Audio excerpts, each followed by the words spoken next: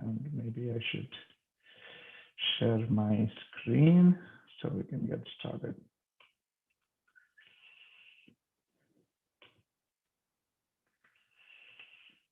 I hope you can see my screen. Yes. Okay. So today we will be doing Srimad Bhagavatam, Canto 1, Chapter 13, Text 43. Om Namo Bhagavate Vasudevaya. Om Namo Bhagavate Vasudevaya. Om Namo Bhagavate Vasudevaya. Yatha kridopaskaranam samyoga vigamaviha ichaya kridutu syatam tateva shechaya nirnam. Let me try once more. Yatha kridopaskaranam samyoga vigamaviha ichaya kridutu syatam tateva shechaya nirnam. Yatha, as much as krida upaskarana, krida upaskaranam, playthings, samyoga, union, vigama, disunion, iha, in this world, ichaya, by the will of, kridutu, just to play a part, syatam, takes place, tatha, so also, eva, certainly, Esha, the Supreme Lord, Ichaya, by the will of, Nirnam, of the human beings. Translation. As a player sets up and disperses his playthings according to his own sweet will, so the supreme will of the Lord brings men together and separates them. Purport by His Divine Grace, A.C. Bhaktivedanta Swami Srila Prabhupada Ki Jai. We must know for certain that the particular position in which we are now set up is an arrangement of the supreme will in terms of our own acts in the past. The Supreme Lord is present as a localized Paramatma in the heart of every living being, as it is said in the Bhagavad Gita, chapter 13, text 23. And therefore, he knows everything of our activities in every stage of our lives. He rewards the reactions of our actions by placing us in some particular place. A rich man gets his son, born with a silver spoon in his mouth, but the child who came as a rich man's son deserved such a place. And therefore, he is placed there by the will of the Lord. And at a particular moment, when the child has to be removed from that place, he is also carried by the will of the Supreme, even if the child or the father does not wish to be separated from the happy relation. The same thing happens in the case of a poor man also. Neither rich man nor poor man has any control over such meetings or separations of living beings. The example of a player and his plaything should not be misunderstood. One may argue that since the Lord is bound to award the reactionary results of our own actions, the example of a player cannot be applied. But it is not so. We must always remember that the Lord is the supreme will and he is not bound by any law. Generally, the law of karma is that one is awarded the result of one's own actions, but in special cases, by the will of the Lord, such resultant actions are changed also. But this change can be effected by the will of the Lord only, and no other. Therefore, the example of the player cited in the verse is quite appropriate. For the Supreme Will is absolutely free to do whatever he likes. And because he is all perfect, there is no mistake in any of his actions or reactions. These changes of resultant actions are especially rendered by the Lord when a pure devotee is involved. It is assured in the Bhagavad Gita, chapter 9, text 30 and 31, that the Lord saves a pure devotee who has surrendered unto him without reservation from all sorts of reactions of sins. And there is no doubt about this. There are hundreds of examples of reactions changed by the Lord in the history of the world. If the Lord is able to change the reactions of one's past deeds, then certainly he is not himself bound by any action or reaction of his own deeds. He is perfect and transcendental to all laws. I repeat, he is perfect, that is the Supreme Lord. He is perfect and transcendental to all laws. ओम अज्ञानतिमिरन्धस्य ज्ञानाञ्जनशलाकया चक्षुरुन्मिलितं येन तस्मै श्रीगुरवे नमः। श्रीचैतन्यमनोभीष्टं स्थापितं येन भूतले स्वयं रूप कदा मह्यं ददाति स्वपदान्तिकम्। वाञ्छाकल्पतरुभ्यश्च कृपा सिन्धुभ्येव च पतितानां पावनेभ्यो वैष्णवेभ्यो नमो नमः। जय श्री कृष्ण चैतन्य प्रभु नित्यानंद श्री अद्वैत गदाधर श्रीवासादि गौरभक्तवृंद। हरे कृष्णा कृष्णा कृष्णा हरे हरे, हरे Ram Ram Ram Hare Hare. A very good morning to everybody. Hare Krishna. Thank you for joining us today. Another beautiful text that we will be covering today in the series that Narada Muni embarked on a couple of verses ago. And we will talk a little bit about the laws of karma, about a few other things that are relevant to that and how it can be challenging. And more than all of that, how we can actually overcome that. You know, what are the ways, some of the practical ways in which we can overcome some of that and free ourselves from this bondage. So just to give you a little context, we've been reading this section of the Bhagavatam and this canto, where now after Vidura, so let's just go back a little further. So Vidura is back from the pilgrimage, the battle of Kurukshetra has been completed. Maharaj Yudhishthira is now the emperor of the world.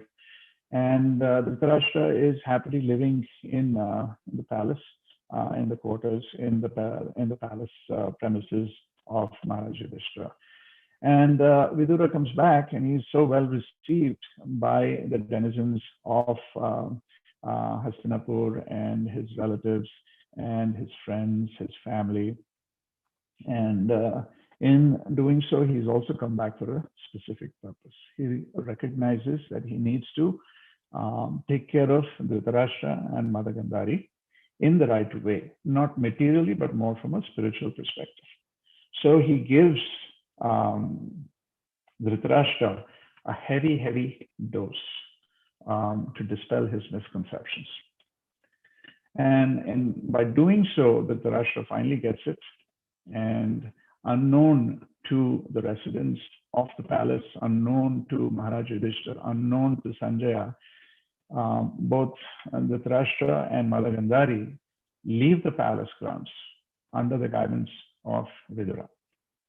Okay, so just as, and now we are at a junction where Narada Muni appears because Maharaj Yudhishthira is going through severe lamentation. He is feeling so bad and he feels that he's done something terribly wrong to cause Dhritarashtra and Gandhari to leave the palace, right? And not only that, even Vidura is left. So he feels really terrible and he's holding himself accountable. So he's lamenting very much. And that's when Narada Muni appears. And when and as much as Sanjaya can see, if you remember, Sanjaya could have this special spiritual vision that he had, with which he was able to recite and recount and relate everything that was happening on the battlefield while the battle of Kurukshetra was happening, so that the blind Dhritarashtra was completely aware, minute by minute, event by event, right? And even Sanjaya did not know, and obviously for a good reason, right? And even Sanjaya was not aware as to where Dhritarashtra had left. And as you know, Sanjaya was Dhritarashtra's left-hand man because he was blind, and therefore he had to rely on Sanjaya as much as possible to be able to carry out his day-to-day activities as well. So in this juncture, Narada Muni appears and he expertly dispels Maharaj Yudhishthira's misconception.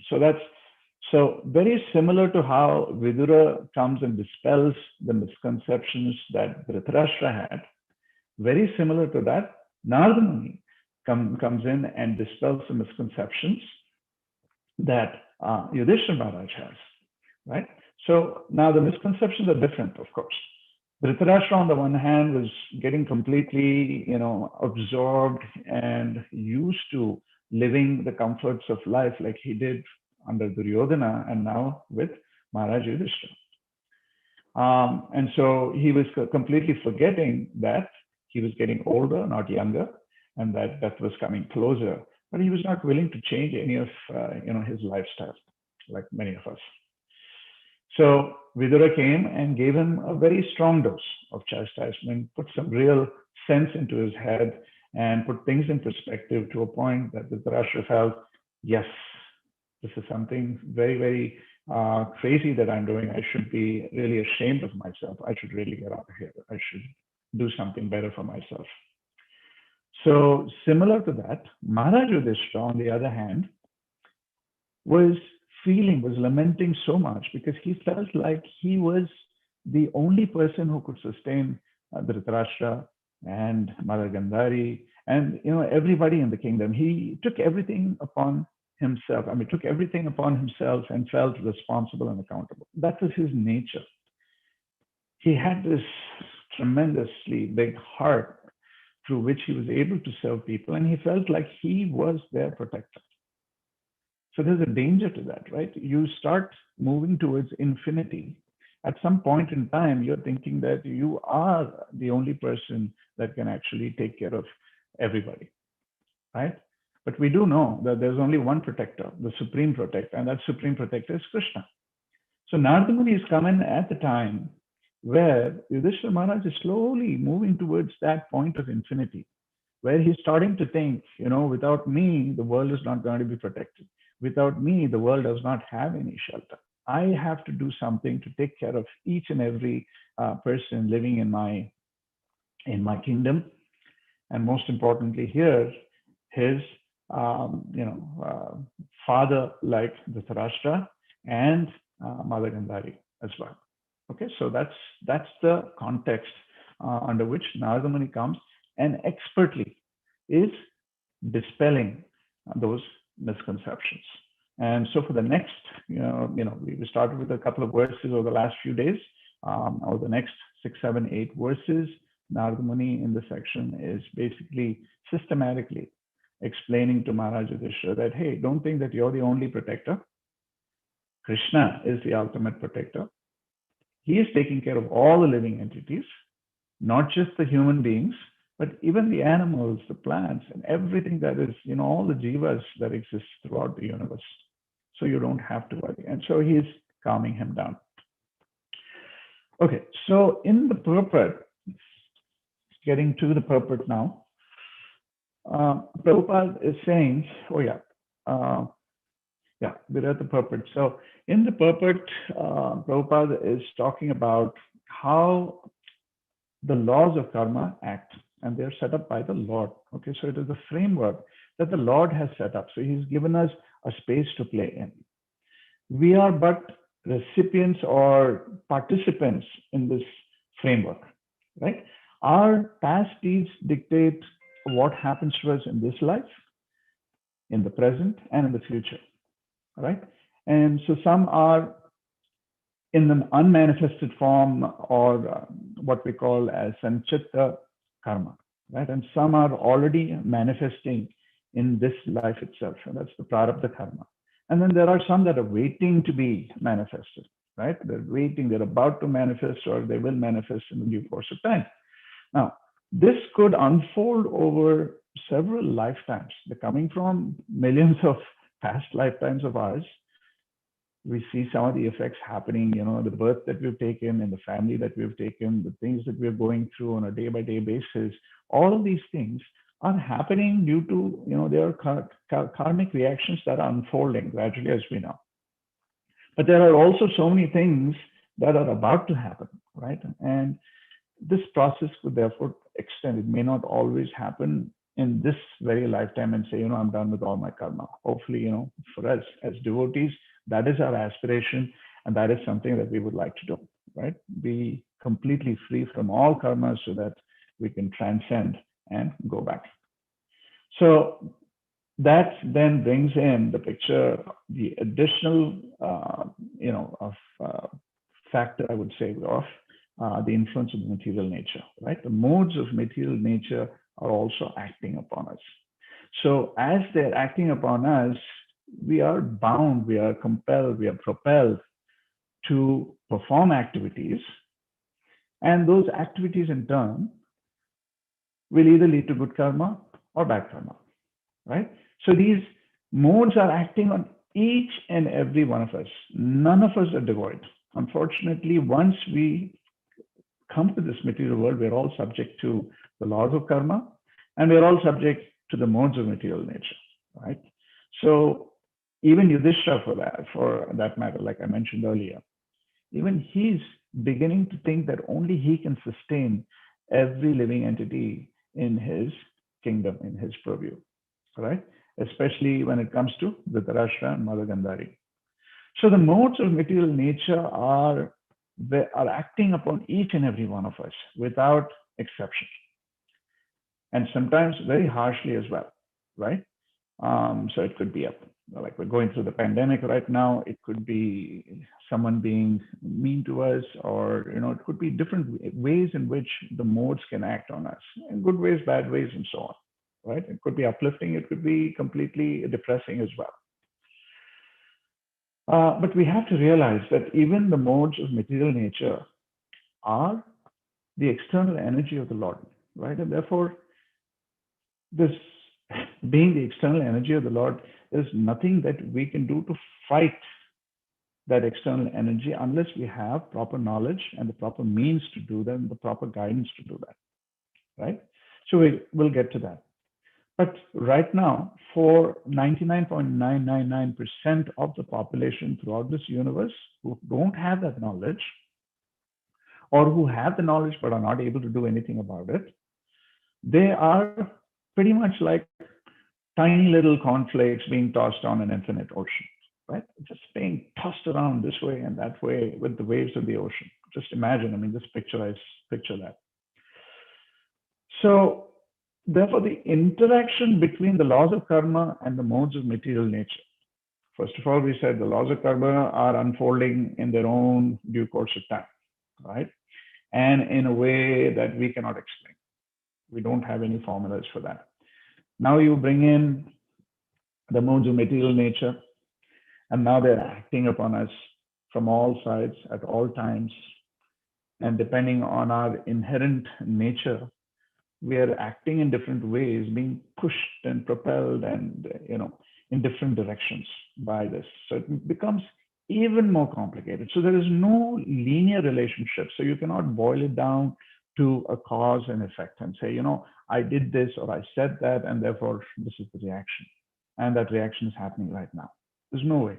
Not even the advanced scientists at NASA who are putting human lives into space and satellites and rockets into outer space. They're phenomenal scientists, or people with capabilities who can really do the math, come up with the mathematical models, do the quantum physics, and come up with the equations to be able to model things that they haven't seen on the other side, okay, through speculation, through trial and error, of course, but they're able to create these models to begin with in the first place, and then improve upon them. So they try to understand the unknowable on the outside through empirical formulae. But even when it comes to the laws of karma and how the modes of material nature act on us, they're absolutely clueless, right? So brilliant as they can be, even they're not able to solve this problem. The scriptures tell us, how we can go about overcoming these. Okay, so it's basically a very complex, a very nasty, it's a very complicated kind of a picture here, right? Where you have the laws of karma and the modes of material nature. Now you take all of this, we're not done yet. You take all of this and then you bring your free will. And what is free will? Free will is something that Krishna gives every jiva. and he will not interfere with your free will. You're free to do anything to do that will that he's giving you, right? But to do a good thing, to do a bad thing, and therefore it's either a boon, because if you do good things, then you end up with good karma. And if you're doing bad things, or if you're exercising your free will in a way to do bad things, then obviously the outcomes can be disastrous. Right?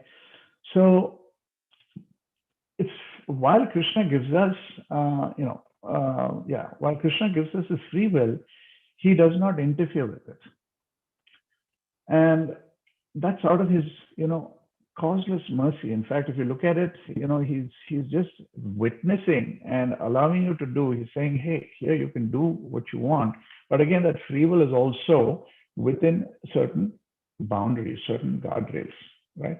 Especially for devotees. I remember, just to give you a practical example, here, there are in terms of the exercise of free will, there was a time when I was about 10 or 12 years old. And it was one of those summers. Summer holidays were always fantastic back in India.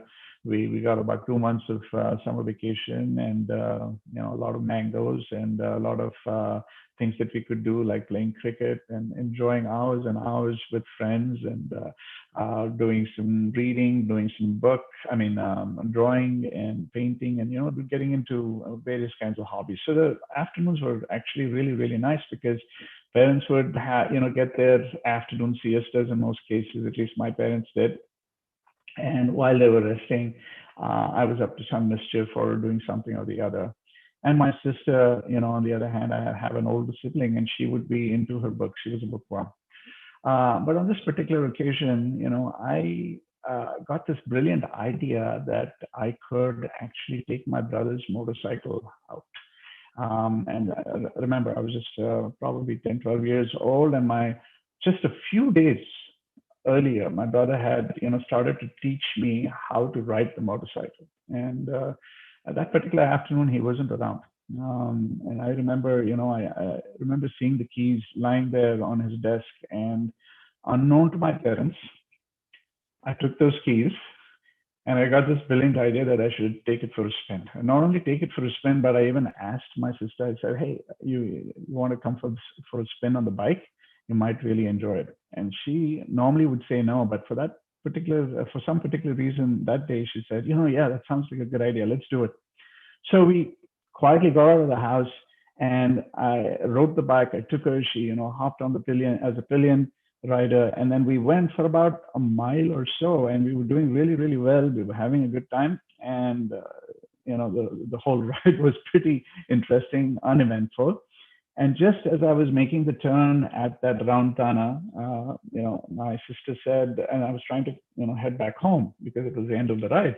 And my sister said, "We're having such fun. Why don't we, just go for a little more? Maybe, take the other road and go for another 2, 3 minutes, 5 minutes more, and then we can head back home." In the spur of the moment, yours truly decided to exercise his free will in a different way and said, "Oh, maybe it's a great idea. Nothing went wrong. Everything went fine. Let's extend it. Please my sister at the same time have a good time on the bike." And I decided to go the other way. Just as I was doing that, in the corner of my eye, I could see this guy coming down this road towards us, full speed. Lo and behold, there was no way of avoiding it. I could literally see my whole life flash by.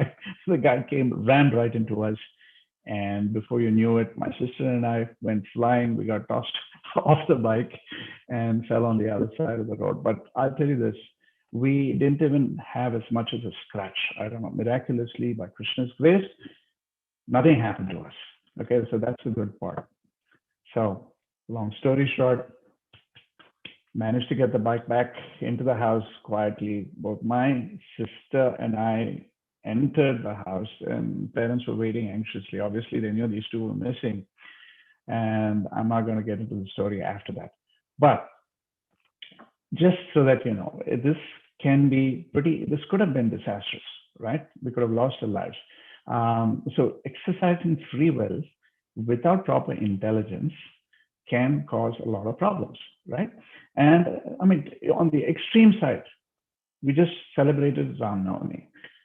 On the extreme side, you can look at the example of Ravana, right? Ravana had the audacity to even think that he could defeat Lord Rama, and he actually abducted Mother Sita, from Lord Ram and Lord Lakshmana, right?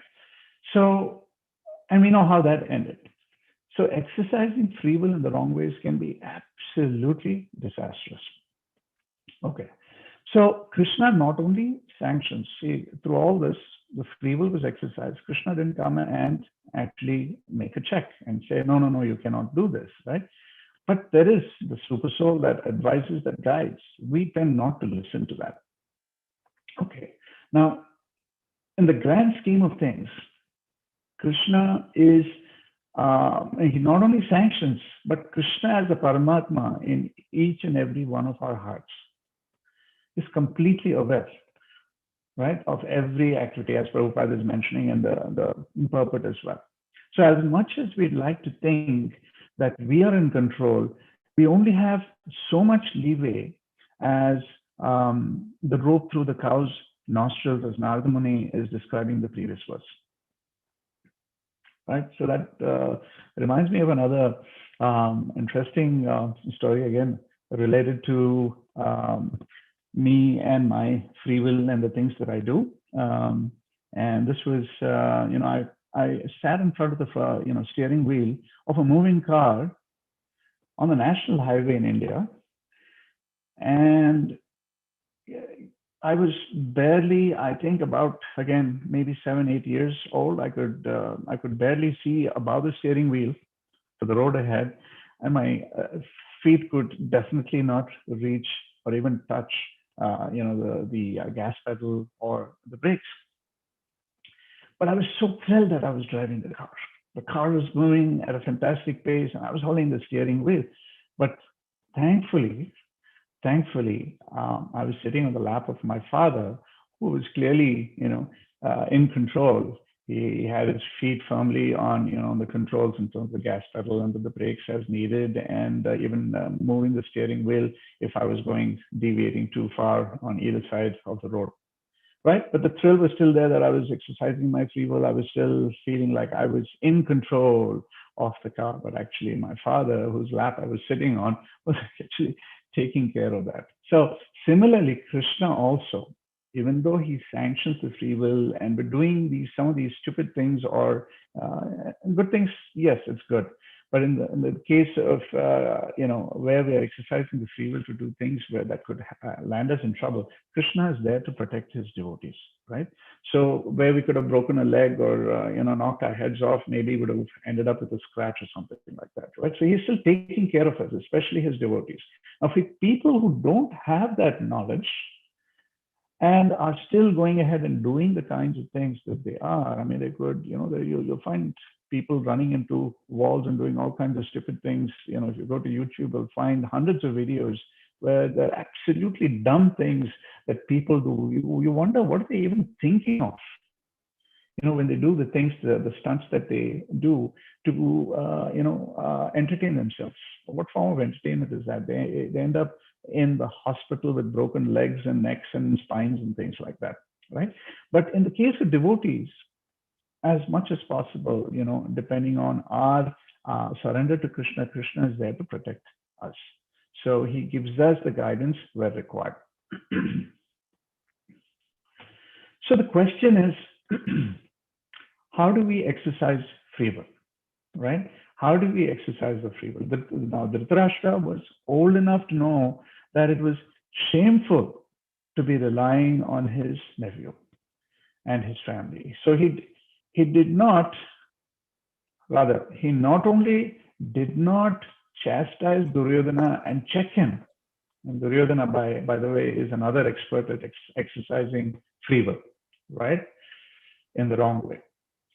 But Dhritarashtra was actually living with Maharaj Yudhishthira, right, in the same palace as Maharaj Yudhishthira. even after Maharaj Yudhishthira and his brothers not only vanquished, eliminated, let's put it bluntly, killed all 100 sons of Dhritarashtra and Gandhari, right? In spite of that, Dhritarashtra was so attached to his bodily comforts, to say the least, that he was okay to even live in the same premises and under the shelter of Maharaj Yudhishthira. And that's how he exercised his free will until Vidura came and put some sense into his head. So the lesson here that we should take is that our free will should be exercised in alignment with Guru, Sadhu, and Shastra. Let me repeat that. So the right way and the lesson that we need to take away from this is that we should exercise a free will that is in alignment to Guru, Sadhu, and Shastra. Okay, so that is the correct understanding in the application of Krishna consciousness. Right? So we learn there are so many allegories, there are so many stories, there are so many things that we're getting from the scriptures, so many things that we're getting from Srila Prabhupada, our spiritual master, and our our disciplic succession, that we have to apply that in ways so that our free will is corrected, right? So we're using our free will in the right way. So let's spend a few moments to understand what this really means. So in Canto 4, in chapter 16 and text 1, and I'll read it to you, Srila Prabhupada in his purport says, as stated by Narottam Das Thakur on Sadhu, Shastra, and Guru, he says, one has to test all spiritual matters according to the instructions of saintly persons, scriptures, and the spiritual master. The spiritual master is one who follows the instructions of his predecessors, namely the sadhus or saintly persons. A bona fide spiritual master does not mention anything not mentioned in the authorized scriptures. Ordinary people have to follow the instructions of Sadhu, Shastra, and Guru. Those statements made in the Shastras and those made by the bona fide Sadhu or Guru cannot differ from one another. End of that extract that I wanted to read for you. So therefore, one must consult the Guru first. One must understand from the Guru how Shastras are to be applied and how principles are to be differentiated from the details. Okay, so let's get a little more into that, right? It may sound a little academic, but it'll all start falling in place as we go through this discussion. So easily understood, Shastras or scriptures are documents of or documented principles, right? So we're talking about principles. So that's a key operative word. Keep that in your mind. Now, what are principles? Principles are, they're eternal, right? They're unchanging truths that have stood the test of time. And clearly, we're advised and told that we should not deviate from these principles. Now, the application of these scriptural principles happens according to time, place, and circumstance. Okay, now those are called the details, right? The details can change, and they will change invariably, obviously, because time is constantly moving. We're never in the same place, and the modes are constantly acting on us. Therefore, the circumstances are also changing. So the way, obviously, that is causing the confusion that we've been talking about for the last 15, 20 minutes, right? A lot of challenges that we face in terms of how we exercise a free will. So the details change, and therefore we need to have proper guidance from Guru, Sadhu, and Shastra. Now, an example in terms of the details themselves changing would be as Rupa Goswami explains Niyamagraha, right? As one of the ways in which our devotional life can get completely contaminated and head south, right? So Niyamagraha can be interpreted in two ways. Niyam Agraha, which is, as you know, completely blowing out the rules and completely offending and disobeying the rules to an extent that you completely lose out on your devotional life. So niyam agraha, right? Or it could be niyamagraha, which is basically following every single rule in the Shastra to the T, regardless of time, place, and circumstance. Now, one has to have the maturity to be able to understand the difference of how to apply these principles of the Shastra according to the time, place, and circumstance. So one of the modern innovators of our time has been, in recent times at least, has been Bhaktisiddhanta Saraswati Thakur, right? So he was expert in terms of being able to, in a bona fide way, being able to apply those principles in the right possible way with the only intention of being able to extend and further Vaishnavism, okay, without diluting it, of course. Even Prabhupada did the same. So in the bargain, he made a lot of adjustments, and the details, the adjustments are the details that we just spoke about, right? So you have the principles and the applications of those principles, which we are calling details, right? So the details were changed or modified to the time, place, and circumstance. But that didn't go easy with all, with all the others in the vicinity or proximity there at that time. So they gave Bhaktisiddhanta Saraswati Thakur a very, very hard time, and they criticized him very seriously in terms of what he was trying to do.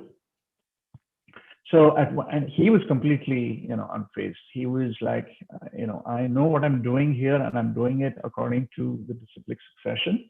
And he had very good reason and rationale for everything that he was doing. In fact, at one point, he said, the Ganges River is constantly changing its course in the course of time, right? It's never flowing in one direction, and it's never sticking to the same path.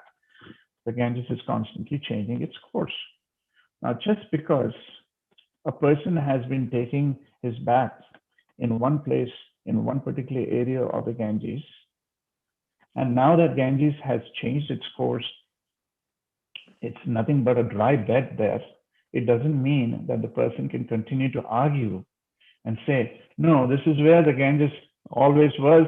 This is where I always took a bath, and therefore this is the holiest place for me. And even though there's no water there, I continue to stand there and douse myself with sand. So so Bhaktisiddhanta made that kind of analogy, to ward off some of these people who had no clue what they were saying. So there has to be some intelligence. It has to be thought through. In fact, even Prabhupada was asked this question by some of his disciples, right? So how do we know when, and how do you do it, Prabhupada? So Prabhupada thought for a while, and he said it has to be done with intelligence. It has to be done with intelligence. And that intelligence is not just material intelligence, but spiritual intelligence, intelligence that is, realized. So it's important that we first consult Guru, because from a Guru, the scriptures according to time, place, and circumstance can then be applied. Then it becomes easier for us to understand how to react in a situation, how to conduct ourselves in a situation. There could be so many questions. Can we have samskaras or not have samskaras? Can we do this? Can we do that? Can we break fast on festival days with Ekadasi, prasadam and things like that. So many different things come along our way, and they will continue. That's never going to change, because that's how it is. So the idea, though, coming back to where we were on the pulpit, is how do we break free from these karmic laws and the modes of the material nature and exercise our our free will in a way that we can actually make the free will work for us as opposed to work against us, right? And the easiest way to apply this knowledge is described in the Rajavidya Rajaguha verse in the Bhagavad Gita in chapter 9, right? The most confidential knowledge. and that is devotional service. Devotional service. The Padma Purana says, and I'll read it for you, is for those who are engaged in the devotional service of the Supreme Personality of Godhead, all sinful reactions, whether fructified in the stalk or in the form of a seed, gradually vanish. So that's the beautiful aspect of devotional services, how it interacts with the laws of karma. And generally, the law of karma is that, you do, as Prabhupada has very clearly said, is if you do something, you're obviously going to get some reaction, action and reaction, right? But in special cases, the Lord actually comes and changes what those outcomes could be, right? Especially for his pure devotees, he is always there to make those changes. I mean, we have several examples that we can think of. There was this king who was so pious and such a giving person that he was always very charitable and gave thousands and thousands of cows to the brahmanas and gifts and so on. But on one such occasion, one of the cows that he had gifted actually wandered right back into his existing lot of cows. So when he gave in charity for the next time, this particular cow was also offered. And that caused a reaction. Even though his intentions were good, even though he didn't know about it, karma was still acting on him. And so he ended up becoming a lizard in his next life, right? But then one thing leads to the other. He is then saved by the Lord. Similarly, we hear stories about, we heard the story about Jadabharat, right, who's a fantastic king as Bharat Maharaj, and how he also, because of his material affection for a deer, ended up getting him into a body of a deer in his subsequent life. But even then, in the subsequent life from there, he, as Jadabharat, he was able to realize, recognize, and get back to Godhead and was completely liberated. Similarly, we hear of Gajendra Moksha as well, right? How the elephant, Gajendra, was saved by the Lord. So some of the outcomes were changed regardless of some of the actions that happened preceding that. Okay, and there are numerous examples like that. So the good part is that of the 5 topics that we've learned in the Bhagavad Gita, karma is the only one that is temporary, right? The other 4 are eternal, right? Kala is eternal, first of all. Bhagavan is eternal. Jiva is eternal. Kala is eternal, and Prakriti is eternal, right? In the absolute sense. But karma is the only thing that is temporary. It changes and can be changed through devotional service. In fact, in chapter 9 of the Bhagavad Gita, the text that resonated really well with me was Shubha Shubha Phale Revam Mokshasye Karma Bandhana Sannyasa Yoga Yuktatma Vimukto Mam Upaisyasi. So Krishna is telling Arjuna that, in this way, you will be freed from the bondage of auspicious and inauspicious activities, right? Karma. You're completely free. The Shubha as well as the Ashubha. And how do you do that? By meditating upon me in the principle of renunciation, right? So sannyasa yoga yuktatma, and by doing so, vimukto, you will be liberated, and mam upaisyasi, you will come to me. So Krishna is giving us that guarantee, that clear-cut way of solving this otherwise extremely complex problem. And as we've seen it now, we don't need any complex mathematical calculations. We don't need quantum physics. We don't need any of that. None of that, right? Jargon. All we need is to be simply involved and in complete devotional service and pure devotional service to Guru and Krishna. And we can do that very easily through chanting and through all the 9 devotional processes, especially in the association of like-minded devotees, it becomes so much easier. Is it going to be one slingshot, one straight shot? No, that may not happen for most of us. But for most of us, it's a journey that we can actually hold hands and we can all make progress together, right? Some will make progress a little more than the others, but that shouldn't dishearten us or discourage us. But we also need to recognize that if we don't make that commitment, and if we don't take the appropriate steps to consult Guru, to consult Shastras, and to be, with like-minded people, then we are putting ourselves in danger. So we're going to fall back, and we're going to fall more and more behind. And before you know it, it becomes like a hopeless situation, right? Where you feel like you're stagnating and you're not making enough progress to feel good about yourself and motivate yourself. But don't worry, because we all have good days, we have bad days. Some days, we do really well in our chanting, and some days it becomes purely mechanical and very dry. But that shouldn't dishearten us and shouldn't let us down, but instead, let's continue to focus, but stay at it with that determination and with the knowledge, with the conviction that this is definitely going to lead us to perfection. That is our destination, the perfection in terms of how we serve the Lord. It's both a means and the end for our goal in life. So with that, I know we have about roughly 10 minutes left. We can have some discussion. If there's things that I may have said that haven't made sense, or there are contradictory, please let's have some discussion. There are other senior devotees as well on the call, so let's have that discussion. I'm going to pause at this point and see if any of you have any questions and discussion.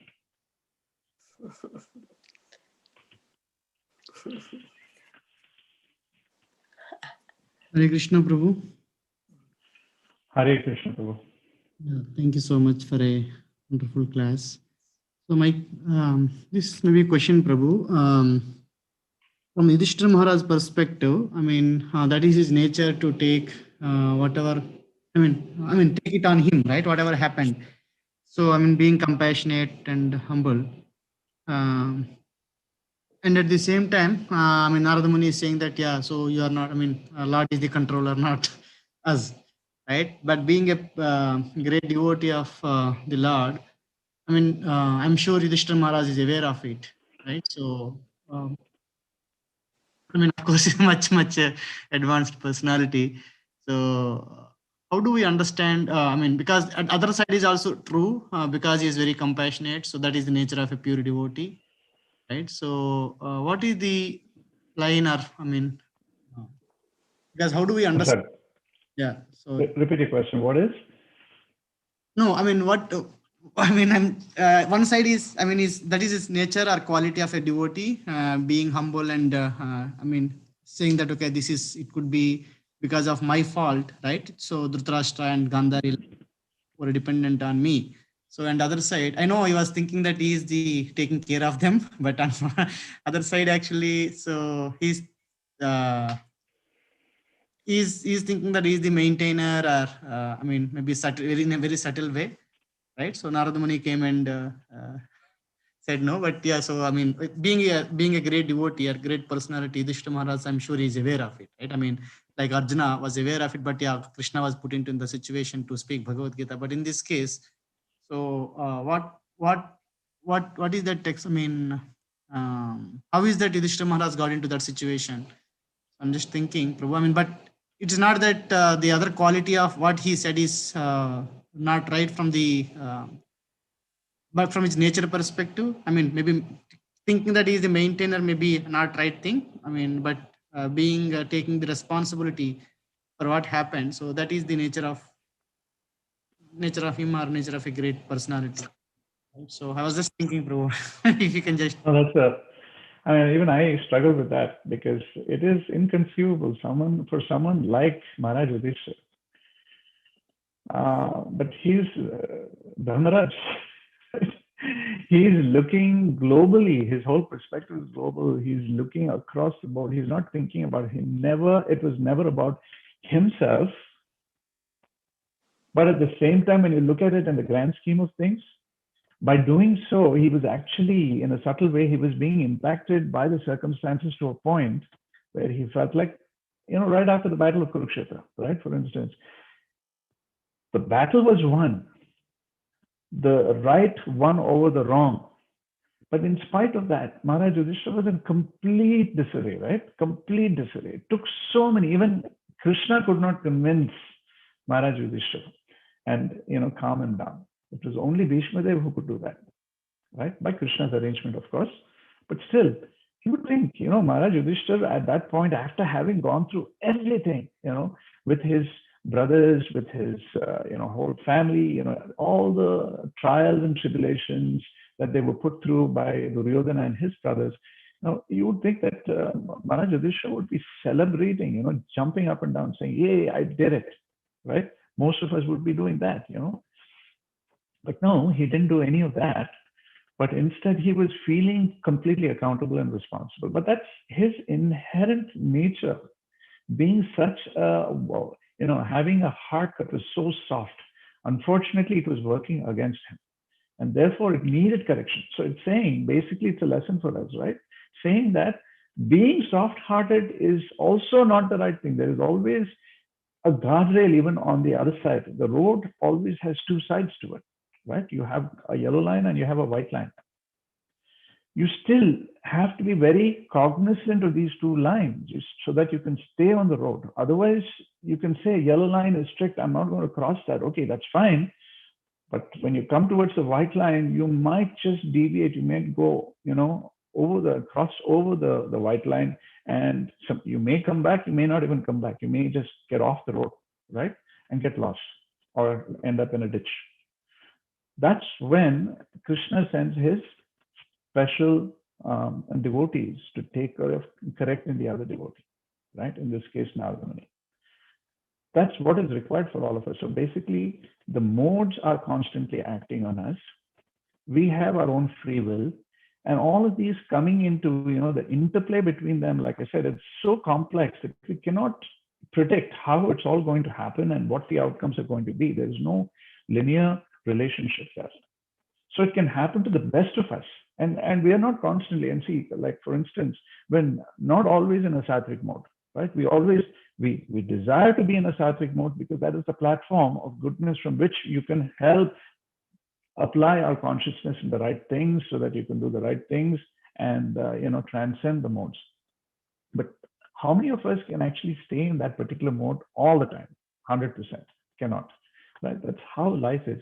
So even for Maharaj Yudhishthira, 5,000-6,000 years ago when this happened, even for him, it was very, very difficult for him to see his father figure, Maharaj Yudhishthira, Maharaj Dhritarashtra, who took care of them as a young child. He even recounts how he would sit on the lap of Dhritarashtra when he was a child. So he has that familial affection that he couldn't get over.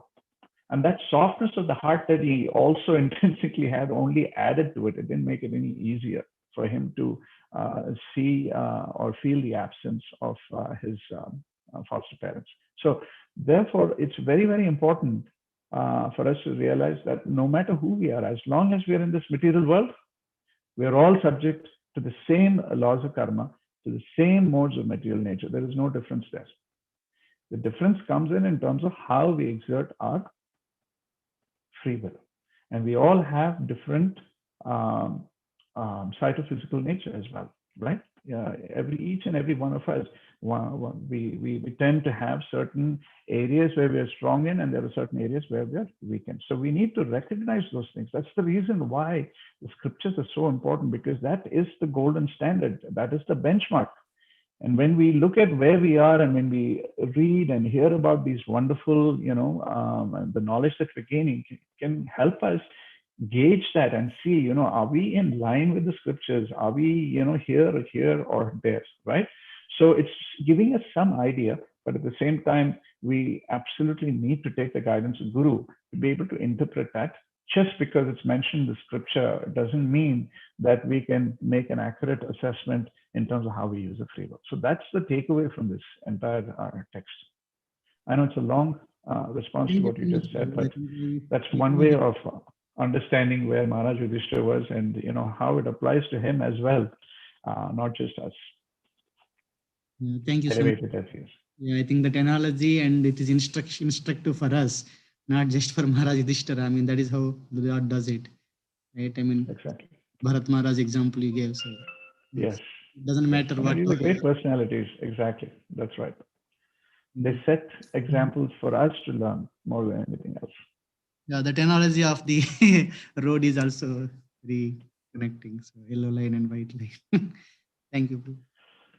Hare Thank you. Krishna Prabhu. Dandavad Pranam, all glories to Srila Prabhupada. Thank you for sharing all the adventurous stories. Don't try it at home. Like you see it on TV, right? You And have now this car going down those dizzying heights. They say don't try it at home. adventure. I don't know that adventure I can see because you're complete sadhu now. Uh, No, I'm still getting myself into all kinds of trouble. So you don't know that part of it. I'm not going to share it right now. Thank you It's for so this. good to hear your voice, Prabhu. Yes, Prabhu. So what I was thinking was, yes, we are all in the modes of nature. Modes of nature is bombarding. How fortunate we are even in that modes of nature is a big question, $1 million question. Because somehow by Prabhupada's mercy, we have spiritual master, right? What if the people in general, they are all everybody is in the metal nature, everybody is bombarded. But anyway, even though we have spiritual master, we have instructions, are we following is another question anyway.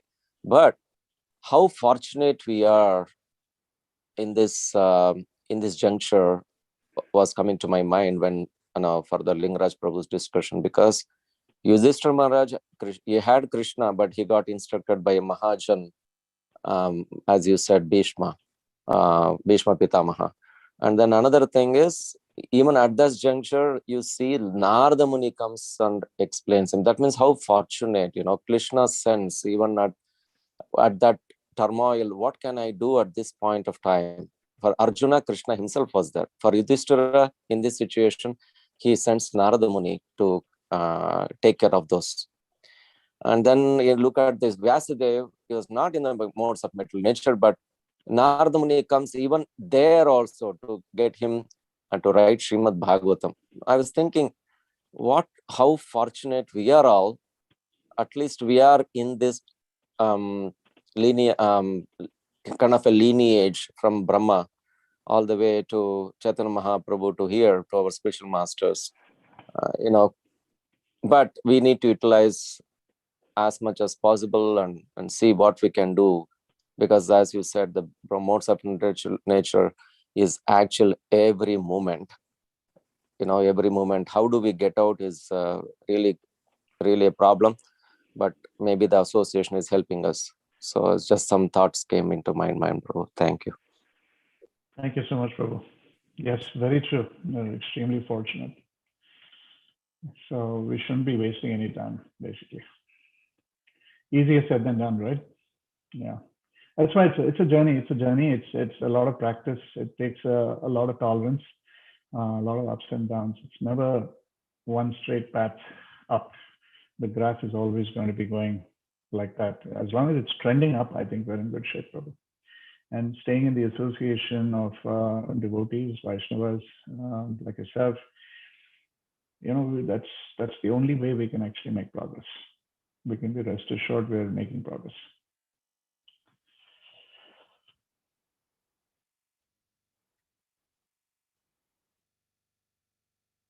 So folks, anything else? Unmute yourselves. Don't feel shy. Let's discuss. I may not have all the answers, but at least it'll help me. It'll help all of us in terms of advancing some of our knowledge and strengthening our convictions. So I know we're roughly 2 minutes over the 1 hour mark, but let's see if there is any last question here. before we close for today?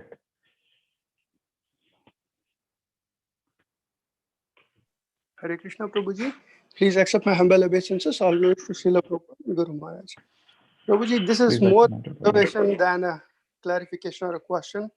You were talking about how, the law of karma acts and nobody can really bend it. And, so many instances about it. There are so many examples in the scriptures, but two examples, stood out to me. One was Hiranyakashipu, who was always trying to change, everything as if he is going to be the Lord and he can do it, and he ultimately met his fate. The second one was more striking because it was Vishwamitra that came out to my mind when he tries to create an alternate heaven for Trishanku, and he tries to push Trishanku all the way up, but laws of karma have to work the way they have to work, and so that stood out in my mind. I just want to bring it up. If any comments or any observations from your side, please. No, those are excellent examples.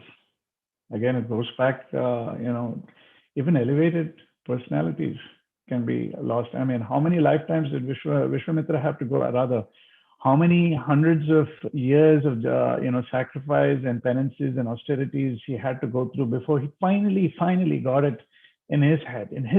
Imagine, he's such an elevated personality with such supreme intelligence, and even he had he exercises free will in such a way that is mind-boggling for us. How could he have done that? And not just once or twice, right? Repeatedly. In that whole story, that whole episode, you see Vishwamitra is constantly driven by his ego.